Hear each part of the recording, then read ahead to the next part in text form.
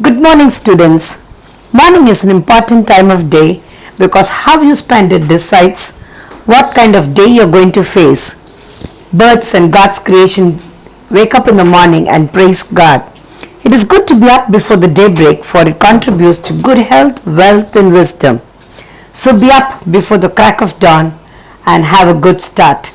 Let's move on to the next part of today's lesson, quantum mechanics of a model of an atom. Good morning, students.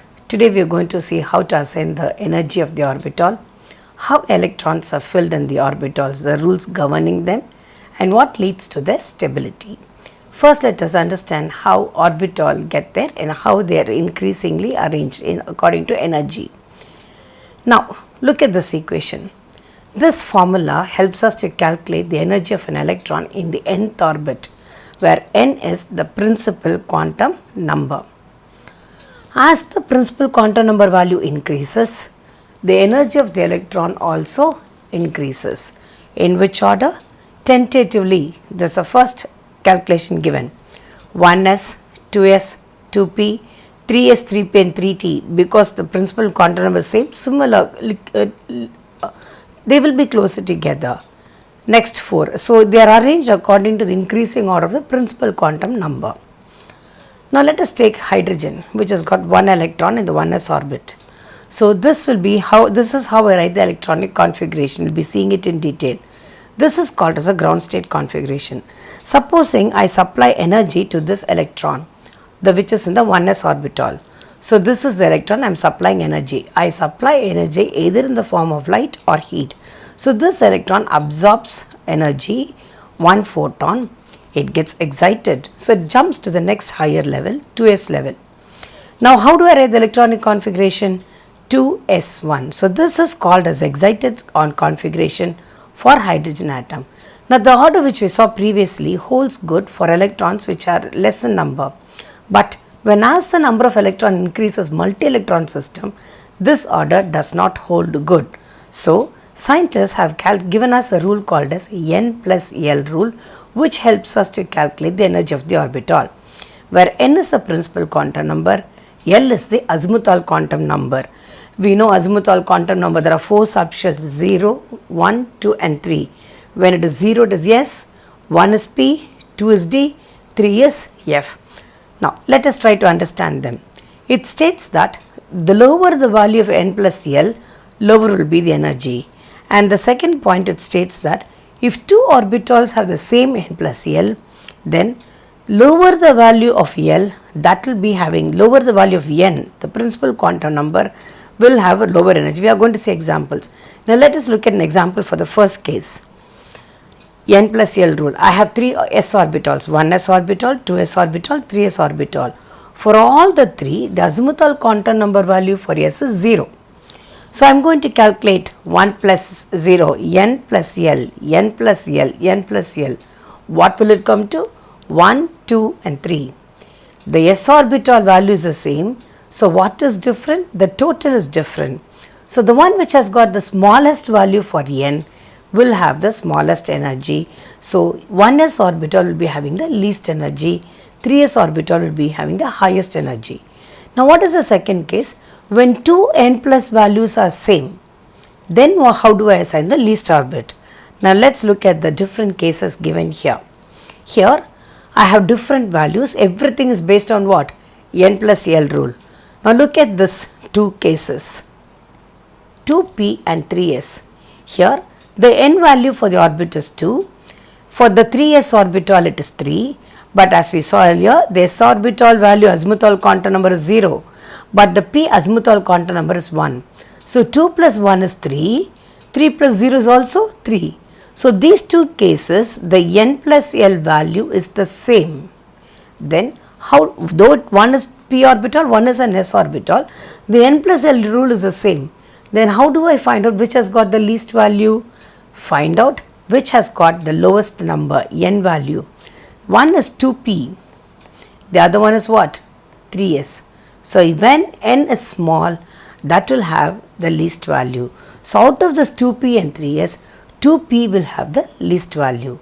Depending upon this, they have calculated from various orbitals. You can see here 7 and 7, 4f, 5d. Both of them have the n plus value same.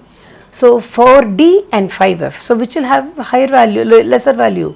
Obviously 4d. The less n, lesser the value. You have over here 6p, 7s. Both of them the n plus value is 7. But 6 will have the lesser value, 7 orbital, even though it is s orbital, that will have higher value.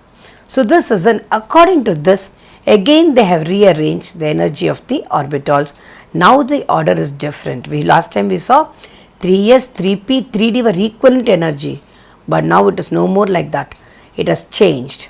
So you have to remember this order. We are going to see a diagram how to fill it up later on.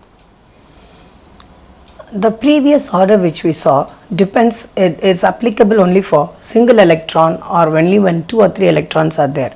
So the energy of the orbitals are also assigned on the basis of effective nuclear charge. Let's try to understand that. This is my electron of interest. Supposing this is my 1s orbital or 2s orbital. Let this be my 2s orbital, this my 1s orbital, and this can be my 2p orbitals. I am going to calculate how much nuclear attraction this electron faces. This is the positively charged nucleus. Now this electron, we know the nucleus is made up of protons which are positively charged. So it will try to attract the electron towards itself. Now this electron, there are so many other electrons in between this electron and the nucleus. So the electrons of inside in between this electron and the nucleus will try to prevent this electron from experiencing the nuclear attraction. And not only that, there may be some other electrons in this shell. We know like charges will repel each other. So this electron will experience repulsive forces and also attractive forces, and it will be prevented from the experiencing the attractive force of the nucleus by the electrons which are in between.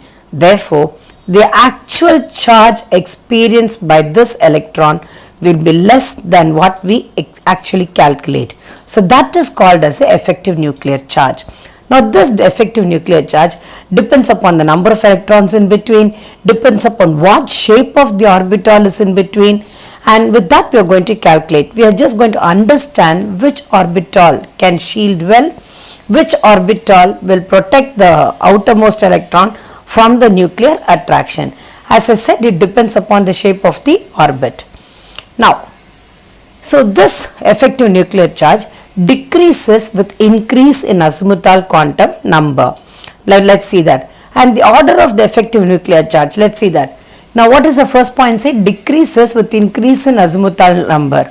Now we know the azimuthal quantum number for S is 0, P is 1, D is 2 and F is 3. So as the azimuthal quantum number increases, the effective nuclear charge decreases. That means if I have an s orbit in between the outermost electron, it will completely protect the outermost electron because it is spherical in shape. If I have a p orbital, 3 axis the orbital is present, so it can protect it. But d orbital, it is diffused in shape, it cannot protect the outermost electron. So உள்ளுக்குள்ள d orbital இருந்ததுன்னா, you cannot expect this electron to be shielded from the nuclear attraction. And the last is F. F is still more confusing structure when compared to D. So the s orbital has got greater screening effect or shielding effect. That is what it means. As the azimuthal quantum number increases, effective nuclear charge decreases because screening decreases, shielding effect decreases. Then the order of the effective nuclear charge felt by an electron in an orbit within the given shell. Let me say I have M orbit here. M shell can have all the 4 subshells S, P, D and F. So I have an M shell, I have 4 subshells, there is an electron in this. Let me say there is an electron in the 4s, 4p, 4t and 4f. This is good. I have a nucleus here. Which electron will have more screening effect, will have effective nuclear charge? Naturally, see, it decreases in the order SPDF because S is closer to the nucleus. Then I have 4p, then I have 4d and then I have 4p. So when I take one shell, S is closer to the nucleus and F is far away. So the order of effective nuclear charge for inside one shell decreases in the order S, P, T and F. This is enough if you understand about effective nuclear charge. Now we are going to see how electrons are filled up in the orbitals. There are three rules which govern them. One is the Aufbau principle, Pauli's exclusion principle, Hund's rule of maximum multiplicity. Let's look at them one by one. Aufbau principle. It states that electrons are filled in the orbitals in the order of increasing energy. Like a stepwise. As the energy of the orbital increases, electrons will be filled up. This is the order which I want you to understand and remember. Anytime they ask you to write electronic configuration, you need to draw this and write the order. So the first electron enters 1s, then it goes to 2s, 2p, 3s. Then it goes to 3p. Before going to 3d, it goes to what? 4s, because 4s orbital has got lesser energy than the 3d orbital. So then it goes to, only after the 4s is filled with 2 electrons, it will enter the 3d, 4p, 5s, and only after 5s is filled up, it will go to what? 4d, then come down to 4p, 6s. Only after 6s is filled up, 4f will come, because f orbital are higher energy. Then 5d, 6p, 7s and so on. So you need to know how to draw this diagram to write the electronic configuration. Now this diagram filling up of orbital is based on the n plus l rule which I have already seen. Now what does Pauli's exclusion principle state? It states that no two electrons can have all the four quantum numbers the same. Let's look at an example. I have a first electron. Let me say K shell. We know K shell can contain what? 2 electrons. This is the first electron, this is the second electron. Both the electrons are in the K shell. So we know the n value is 1, principal quantum number is 1. Then for both the electrons, because n is 1, L is 0. Because L is 0, M is also 0. But the spin quantum numbers, both the electrons are present in one orbit. If one rotates in the clockwise direction, the other one will spin in the anti-clockwise direction. So they are assigned the value of plus half and minus half. Any electron you take in an atom, any two electrons, they should differ at least in one quantum number. All the four quantum numbers cannot be the same. I have other examples even in L shell. I have 8 electron numbers here. All of them belong to which shell? L shell. If you look at the numbers, they have the principal quantum number be the same. Azimuthal also can be the same, magnetic, but definitely they will differ in the spin quantum number. All the four quantum numbers can never be the same. Now we are going to see Hund's rule of maximum multiplicity.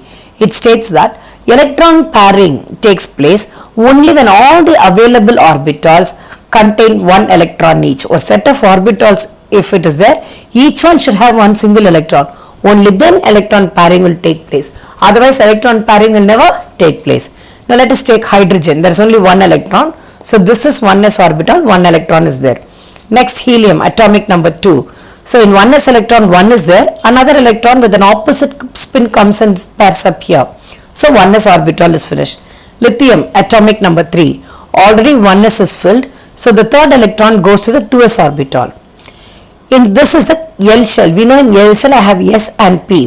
The electron, the next we have beryllium, atomic number 4. That the electron will not go to 2p, but it will come and pair up here. Only when the 2s is filled, it will go to the 2p. Boron, atomic number 5. So already 1s, 2s is filled. I have 3 p orbitals, px, py and pz. So first electron enters px. Then the next electron will not pair up here, it will go to where? Py. Then pz. Only when all the 3 orbitals have one electron each, electron pairing will start taking place, because not only there is another form of Hund's rule which says half-filled orbitals, exactly half-filled orbitals and completely filled half-filled orbitals are more stable than incompletely filled orbitals. We are going to see that 2 cases now. So we know what are the 3 rules. Now we are going to write the electronic configuration. Generally electronic configuration is written as n, l, x, where n is the principal quantum number, l is the value of the azimuthal quantum number. We know s, p, d, f, 0, 1, 2 and 3, and x is the number of electrons. So we are going to see how to write. We are going to start from hydrogen. The atomic number of hydrogen is 1. So how do I write? N, principal quantum number, S, azimuthal quantum number, value of S, and 1 is the number of electrons. Helium atomic number 2. Again 1s, I know one orbital can contain 2 electrons, 1s to the power 2. I can keep on writing. For writing this, I should remember the Aufbau principle of filling up of the orbitals. So again it goes, lithium 3 electrons, see 1s2 is filled, 2s. Beryllium 4 electrons, 2s2. Boron 1s2, 2s2, 2p1. 2p1, 2p2, 2p3, 2p4 like that till 2p6. Neon, the configuration is complete. Now it will go to 3s1. In the case of sodium, the electronic configuration is present in the Clark's table. You can open and see, or you can write. So only when you know how to draw the diagram, you will be able to fill up the electrons. In the class, if possible, I'll try to give you more examples and show it to you how it is being filled up. Now let us go to the electronic configuration. Not all the electronic configurations are perfect and following according to the rule. We are going to see some discrepancies here. Now this is chromium. The atomic number of chromium is 24.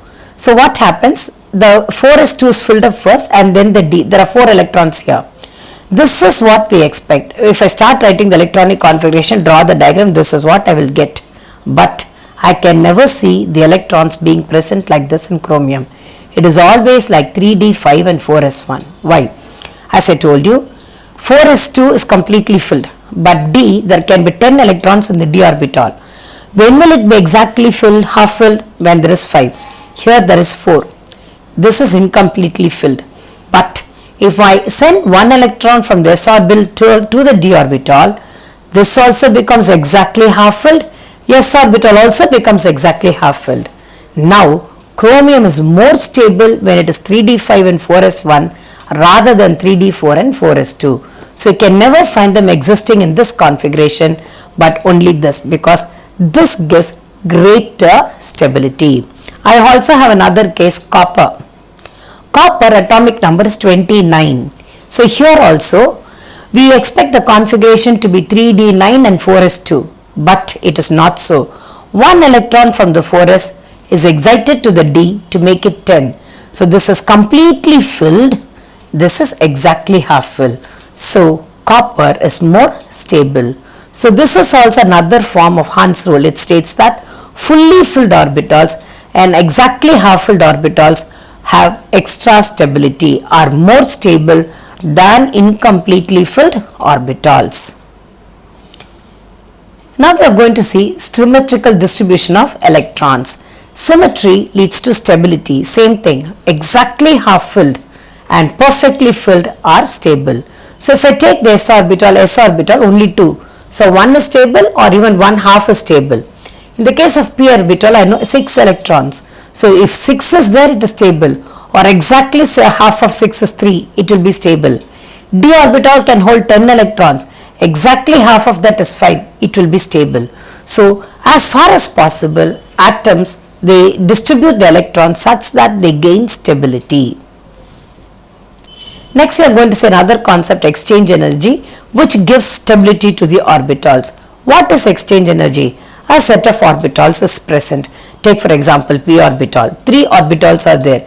These 3 orbitals will be equal in energy and they are called as degenerate orbitals. If supposing there are 3 electrons in the d, they can just go and sit anywhere they want. Even if there are empty orbitals inside a class, 40 can sit in their place. But if they want, they can also change their place and sit wherever they want. Just like that, when a set of degenerate orbitals, electrons can exchange and sit wherever they want.